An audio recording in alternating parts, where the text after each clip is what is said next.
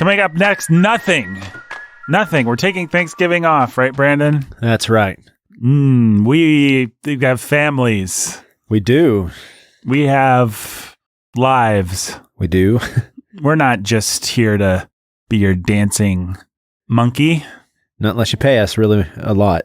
Right. Get us to that $10,000 level. Yeah, get us to the 10,000 level and we will have surgery to transform ourselves into monkeys. That's not what I was thinking. I think we get a bunch of monkey suits and the three of us would dance like monkeys. Okay, we'll get to... the surgery is $100,000. Yeah, okay. $100,000, we will get surgery to transition into monkeys. Yeah. And then we will dance for you. We'll also have to get dancing lessons. Yeah. So that's $100,000. What kind of dance do you think? I was kind of thinking, like, you remember the old Aladdin cartoon movie? Old. It is old now. Yeah. How those guys, when they say, Brandon, we do that's the 28 monkey, years old now. when they have the Prince Ali song, those soldiers that we do the monkey. We do the monkey. Remember that? Yeah. That dance. Kind of like just an old Yeah. Showtime kind of, Yeah. or not Showtime, not the channel Showtime, an old Showbiz kind of soft shoe kind of thing. Yeah. All right, we'll do that. And if you get us to $10,000, then Jake will wear a monkey suit and yes, only Jake. do a dance for you. That's what Jake gets for not being here. That's what Jake gets for not being here. Hey, we thought we would give you a little content for Thanksgiving, folks. But we're not doing a full episode today because we're giving people the banter that they just really adore. Mm-hmm. None of our mixed reviews lately have been because people wish there was less banter. No. Most of them have been because of our crappy content.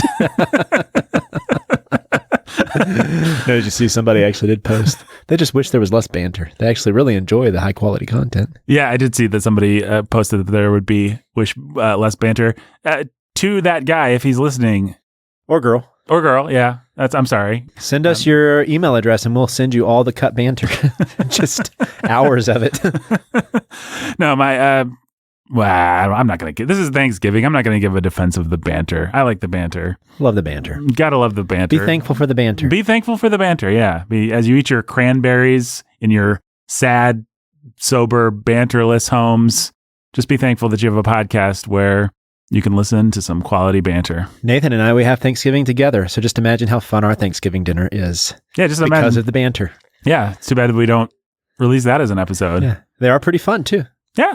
It's a pretty fun day. Yeah.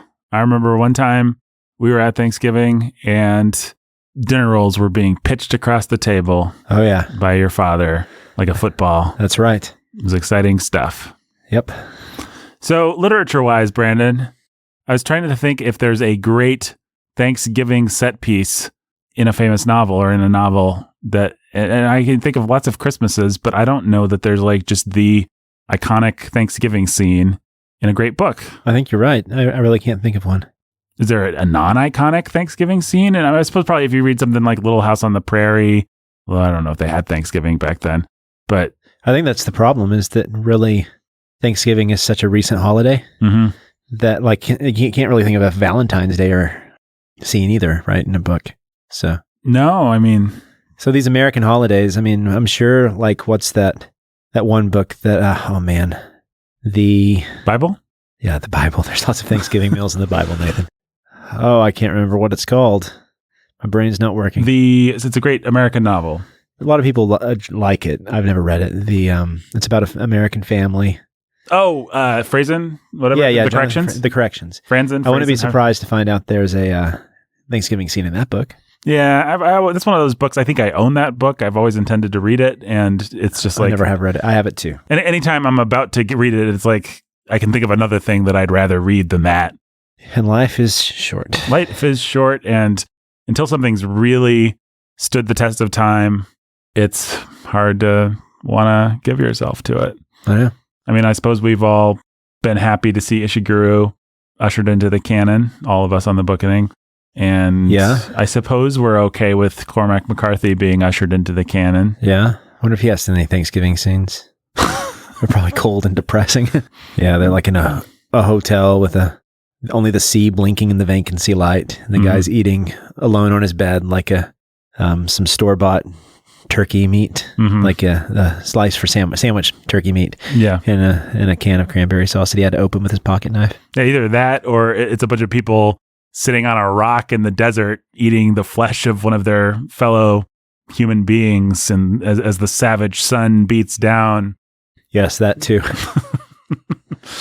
Either one of those. That's a Cormac McCarthy Thanksgiving.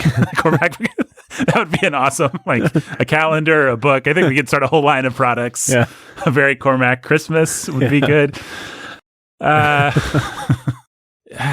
there's Halloween scenes and stories. I mean, at least people like Ray Bradbury have tried to write great novels involving Halloween. I don't know if we quite want to usher them into the canon, but I guess, I don't know. I don't think there is, Nathan. There's not. I mean, we could look it up on Google.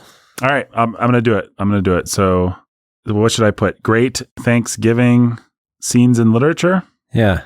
All right, great Thanksgiving scenes in literature. Yeah, Christmas, you have it all over the place. You have War and Peace, that great Christmas mumming scene, and then you have the scenes in... My Antonia has that wonderful chapter. Yep. Yeah, Christmas. Dickens has lots of Christmas scenes. I mean, you have Christmas Carol, which is just the big Christmas scene. Right, yeah. You've got full-on Christmas stories. All right, so this is an article from the Smithsonian Magazine called Thanksgiving in Literature. Okay. And it does not just have a list. The Crucible. Yeah, great. Okay, well, let me see here. So, oh man, why can't every article be a listicle that I can just scan? Why do I have to actually read this? Okay, the Bassett Children, what's that from? Okay, Little Women, I guess, which I've never actually just sat down and read Little Women. I guess it's got a Thanksgiving scene. We should ask our wives. They talked about it. Yes. Wives, if you're listening, call in right now. 1-800-THE-BOOKENING. 1-800-THE-BOOKENING. I guess there's not. They'd be calling if there was. I don't know who they'd be calling. Harriet Beecher Stowe's 1869 novel, Old Town Folks. Oh, that famous book. That famous book. The great Harriet Beecher Stowe novel that's not Uncle Tom's Cabin. Uncle Tom's Thanksgiving Meal. Yes. Okay, I guess there's a quote about Thanksgiving in Pudd'nhead Wilson by Mark Twain. Okay. I'll even read you the quote, Brendan. Thanksgiving Day. Let's all give humble, hearty, and sincere thanks now. But the turkeys. In the island of Fiji, they did not use turkeys. They used plumbers. It does not become you and me to sneer at Fiji. It does not become you and me to sneer at Fiji. Oh, Mark Twain. He was a card. Oh, now here's one that I've always meant to read, but I've never read it. In fact, I don't think I've ever cracked a novel by this gentleman, but I sort of always feel like I should just to do my due diligence. Philip Roth in American Pastoral has a big Thanksgiving scene, apparently. Sure does. You've read that? Yep. Is it a great Thanksgiving scene? Oh, it's not. If you know anything about Philip Roth, it's got everything that you would expect from Philip Roth in it. There you go. I can take a guess what that might mean. The Ice Storm, another semi-classic new something that I've never read, has a Thanksgiving scene. Ooh, that's it. Who's it by? The Ice Storm. Ice Storm is by Rick Moody. Oh, well. I know it more as a movie. It was an Ang Lee film, so... The Ice Storm was an Ang Lee film? Yeah. Really? In the 1994. Look at that. We got old cinema scholar over here. Old cinema scholar himself. Literature's 8 most dysfunctional dinners. Okay, Richard Ford has a Thanksgiving scene, apparently. Huh. Rick Moody and the Ice Storm. It's listed there again.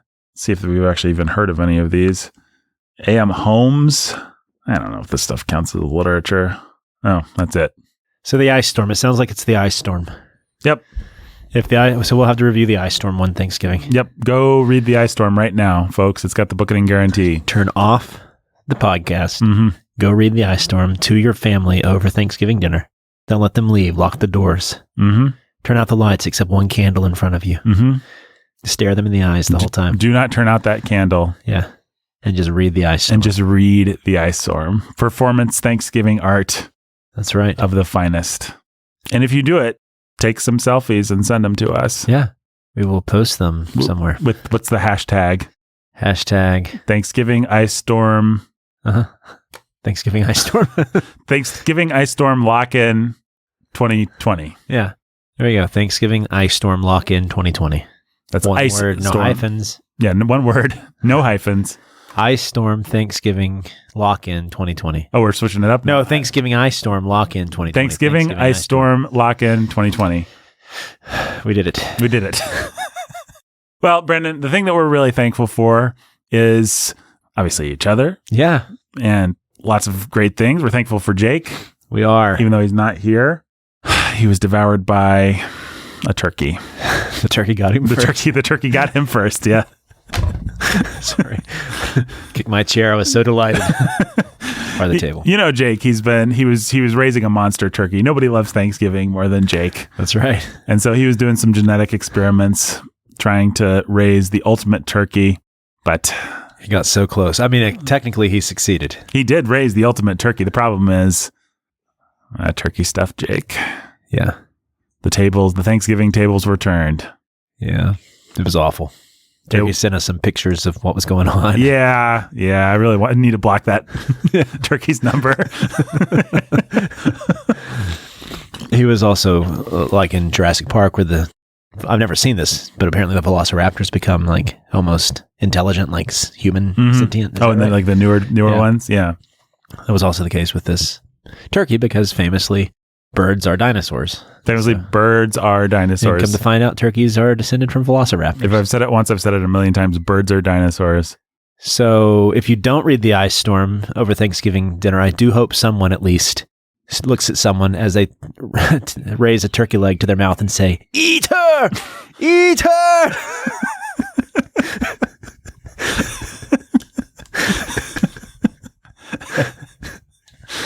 Did you like that, Nathan? I did. Well done. Bravo. What are the other great lines from Jurassic Park that people can say? I guess if your kids are trying to come in, like you sent them outside to play football or something, and they're trying to come in, you can say, "I told you we should have put locking mechanisms on the doors." Yeah, that's right. Welcome to Thanksgiving dinner. Welcome to Thanksgiving dinner. Do turkeys have butts? And do we eat those butts? Because you could tell someone, hold on to your butts. That's right. As they were eating. As you have a cigarette hanging out your mouth. Hold on to your butts. Yep. Wow. Did Samuel L. Jackson just come into this room? What an amazing impersonation. Sure did. Sure did. It's me, Samuel L. Jackson. Guess I can't do a real impression of Samuel L. Jackson because that would be not bookening appropriate. No, that would be cancel culture appropriate. Yeah, we'd get canceled. We'd get canceled. We haven't already been canceled for all the other things we've done on this podcast, but hey. No, the thing that we're really thankful for is Brandon's literary career, actually. Oh, yeah. I forgot that's what we're talking about. We wanted to tell people about. So, Brandon, I think we've probably talked about this somewhere on the podcast proper. We've certainly talked about it a lot on Instagram videos and stuff like that, and maybe behind the paywall, but let's just start from scratch in case people haven't heard. Brandon, of course, writes poetry. Yeah.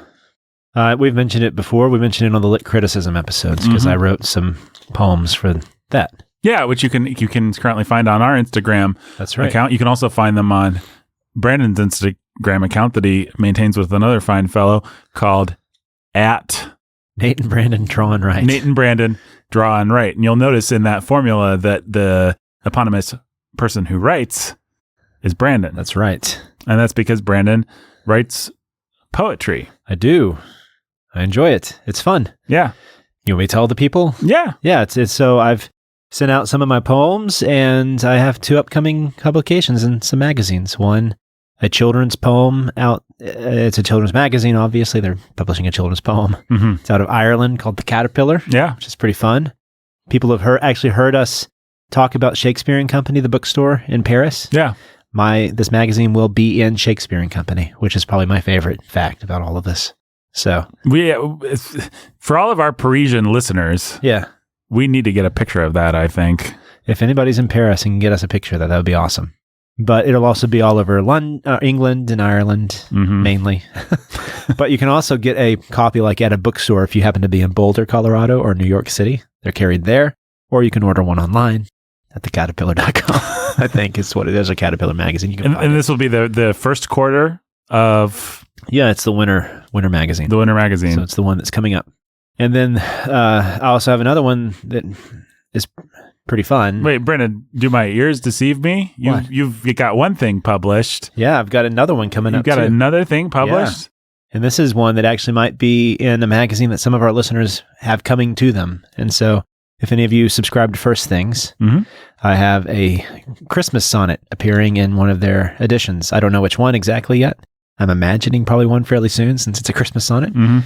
They've accepted it and they're going to put it in one of their editions that's coming up. So it's pretty exciting. Yeah, and we will provide more information because we want to mobilize the Bookening base. Obviously, all of our Parisian and London listeners need to buy out the Caterpillar. Which we know we have England. We have listeners in England. That's absolutely right. Your Majesty, order like at least 3 copies. I think you can afford them. Yes, sir, Nathan. Right on. Right on. Thank you for calling me sir, as I've requested. So, yeah, and First Things, obviously, we want these magazines to be swept off the shelf so that publishers cannot help but take note of Brandon Chastain and think if we publish his poetry, then we'll make more money, which obviously, as we all know, is what First Things is in the business to do. They want to make that green. That Hi, Garrick Davis, if you're listening. Go out and read some of his poems too, because he's the editor of First Things who kindly accepted my poem. Yeah, it's fun. Yeah, no, Brandon is now a published Irish poet. That's right. Published Irish poet. A published Irish poet. Right up there with Yeats and Joyce. Oh, I mean, those guys wish. They wish that they could reach your... Yeats, not so much, but yeah, Joyce. Yeah, no. Joyce wishes that he could write poetry like you. Yeah, it's strange. This has been something I've wanted to do since I was a little kid, and that's not actually exaggerating. So it's a little bit surreal. It doesn't feel like it's actually something that's happened, but it's fun.